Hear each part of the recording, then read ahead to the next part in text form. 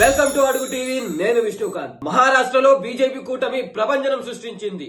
220 సీట్లతో మహాయుతి ప్రభంజనం సృష్టించింది. అయితే ఇప్పుడు మహాయుతి తరపున కొత్త ముఖ్యమంత్రి ఎవరు? మహారాష్ట్ర కొత్త ముఖ్యమంత్రి ఎవరు? దేవేంద్ర ఫడ్నవీసా లేకపోతే షిండేనా?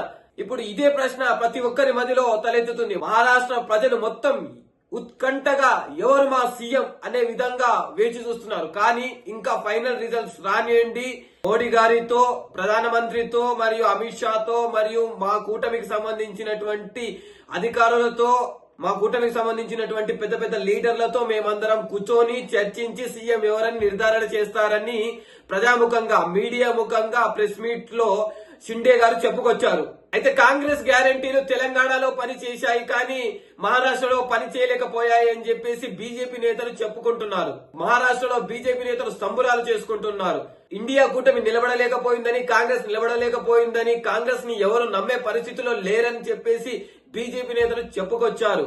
ఇప్పుడు మహారాష్ట్ర సీఎం ఎవరు అని చెప్పేసి మహారాష్ట్ర ప్రజలు వేచి చూస్తున్నారు. మహారాష్ట్రలో మహాయుతి కూటమి డబుల్ సెంచరీ క్రాస్ అయ్యి మహాప్రవంజనం సృష్టించింది. బీజేపీ నేతలతో పాటు శివసేన, ఎన్సీపీకి సంబంధించినటువంటి నేతలు కూడా సంబరాల్లో మునిగి తేలుతున్నారు.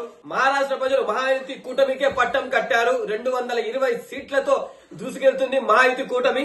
మహారాష్ట్రకు కొత్త ముఖ్యమంత్రి దేవేంద్ర ఫడ్నవీస్ అవుతారని ఫడ్నవీస్ కి సంబంధించిన వర్గీయులు అంటుంటే, లేదు లేదు షిండేనే కొత్త ముఖ్యమంత్రి అని షిండే వర్గీయులు అంటున్నారు. ఏది ఏమైనప్పటికీ పీఎం మోదీ మరియు అమిత్ షా, బీజేపీకి సంబంధించినటువంటి కీలక నేతలు, ఎన్సీపీ మరియు ఈ కూటమికి సంబంధించినటువంటి ప్రతి ఒక్క పెద్ద పెద్ద లీడర్లు కూర్చొని చర్చించి మహారాష్ట్ర కొత్త సీఎం ఎవరని చెప్తారని చెప్పుకొచ్చారు షిండే.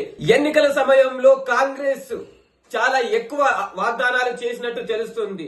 మహిళలకు నెలకు 3,000 మరియు ఉచిత బస్సు మరియు 3 లక్షల రుణమాఫీ మరియు నిరుద్యోగ భృతి ఇలా ఇస్తామని కాంగ్రెస్ ప్రభుత్వం చెప్పినప్పటికీ ఏ ఒక్క హామీని మహారాష్ట్ర ప్రజలు నమ్మలేదు. కాంగ్రెస్ ని మట్టి కరిపించాయి మహారాష్ట్రలో.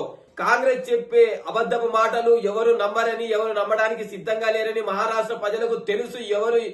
ఎవరు మహారాష్ట్ర ప్రజలను మంచి చేస్తారు, ఎవరు చెడ్డ చేస్తారని తెలుసని, కాంగ్రెస్ మాటలు నమ్మడానికి ఎవరు సిద్ధంగా లేరని మహారాష్ట్రకు సంబంధించినటువంటి బీజేపీ నాయకులతో పాటు గెలిచినటువంటి ఎన్సీపీ నాయకులు చెప్తున్న మాట.